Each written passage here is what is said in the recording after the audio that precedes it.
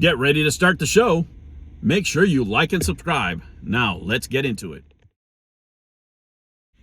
Hello, humans, and welcome to another episode of the Cartridge and Disc Podcast. Well, Dr. Disrespect jumped in, right? Now it gets bigger. Politics has finally invaded video games. Something that I didn't want to happen. I could see it happen, right? Now I'm going to touch to a broader point here. Why is it happening? Why is this happening throughout corporate America? Well, it's happening, besides of the things that you already think of, let me touch on the financial. There's two big investment firms, Vanguard and BlackRock, and they have these particular points of view. And they are spreading their belief system on all the companies they own. Now, believe it or not, they only own about around 7% of the companies, but in conglomerate with other groups, they act as a unit. Now, they don't have enough votes to push anything on one company, but what they can do very effectively is they can tell companies, if you don't market this, whatever that is, right? They'll say, we're going to sell our stock all at once, and that will crash the stock. Companies would lose billions, and they'll do it because they have the money, right? So they hold these things over these companies. So that's why you see, Anheuser-Busch and other companies start touching into these subjects, because that is what these corporations are pushing for whatever reason. It's a free country, right? And the reason I put that another brick in the wall is because these companies have been doing it for a long time, right? Back when Pink Floyd was writing their album, Another Brick in the Wall, and their song, they were pushing a different type of agenda, but doing the same things. Right? Doing the same things. Now, let me say this. When it comes to this tweet, I find some things very interesting. Number one, the tweet is open-ending. It's open-ended. It's due to interpretation, right? And anybody jumping out there and says they're talking about me and I feel, a certain kind of way about it, it has more to say about you than anything else. To me, the tweet has to do with parental rights. Leave the kids alone, right? Just like Pink Floyd said. It is my responsibility as a parent, my right, to teach my kids whatever view of the world I think is correct, right? No politician, no teacher, no school system has the right to take that away from me. And what's happening here in America and other places of the world is that they do want to take that away from you. They want to take away the right to teach your kids at the moment you see fit those type of subjects. Let me give you an example. Back in the old days, back when I was growing up, and this still might be the case, by the way, for heterosexual education, is you got to opt out, right? When my kids were going to school, I got a form, and they would tell me, do you want your kids being taught about sex, right? And this was usually in the 6th grade, which I thought, and that was just my point of view, was the right time to talk to kids about sex. So I would say yes, because I was going to talk to my kids about sex. So, it would be a great time to have the conversation. Now, other parents may not have felt that way. So you got to opt in or out of these things. What we have here in America is we have a whole month where school districts are doing class after class, event after event, without the parents' choice.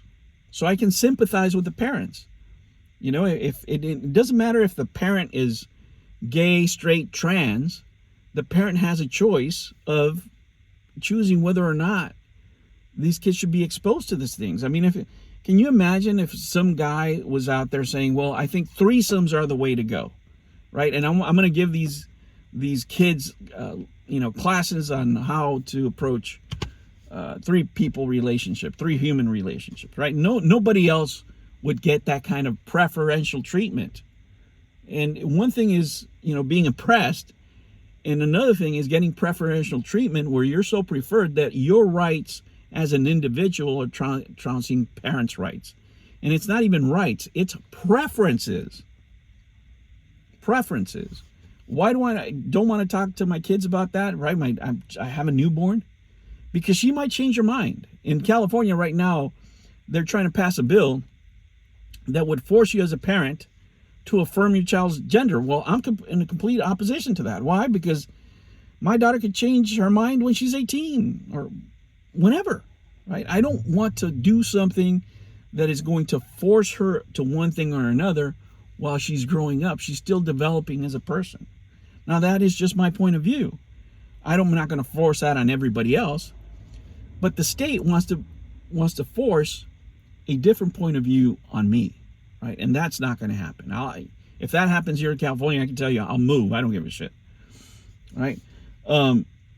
But this is what's happening here. You have a parent asserting his rights. He's saying, leave the kids alone, right? And I think that's the sentiment of many parents and a lot of people in America. They don't have a problem with people choosing whatever they want to be. What they have a problem is people indoctrinating their kids not only to the gender point of view, whatever that may be, but to other things without their consent, right? I'm a capitalist at heart, right? And if my school where I was sending my kid was going to be teaching Marxism, I would want to know, right? I have Marxist friends, I have socialist friends, and we disagree fundamentally in economics. That doesn't mean we're not friends.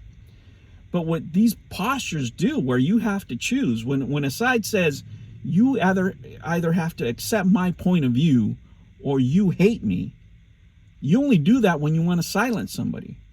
So when you hold a point of view where you can't have any discussion about anything, what does that remind you of? It reminds you of a religious zealot that doesn't want to hear anything that has to do with any opposing point of view, what they have in their religion. When you become a zealot of any point of view, it's very hard to have a conversation with anybody. And this is what you're having here. The moment this man asserted his right as a parent, it affected him, silencing him. Why did they do that? So nobody else does it, right? Because the next person is going to say, wait a minute, if I say the same thing, if I say that I as a parent have the right to decide whether or not my child, whether it's a video game, whether it's at school, whether it's anywhere else, I have the right as a parent to decide when and where, right? And these people are saying, no, we decide for you. Your kids need to be taught this because we think we know better than you for whatever reason. Now, imagine if we were talking about anything else. Can you imagine if it was like right-wing zealots doing this or extremists of any kind doing this, right? It's a dangerous precedent to have people put their points of view on your children without your consent. The point of view could be great. You could completely agree, right? But give me the right to say yes or no. I think that's where people are drawing the line. And let me tell you, companies are going to start paying a price because the one thing you don't do is mess around with people's kids. That you can't do. And I think that the video game industry is going to find a very, very hard lesson here pretty soon. Well, we don't like politics, but politics comes to us. And I think this is the beginning of something big. I'll catch you on the next one. Take care. Guys, I hope you enjoyed this video and I earned your subscription. Make sure to hit that like button. And if you'd like to, please subscribe. I'll catch you on the next one. Take care.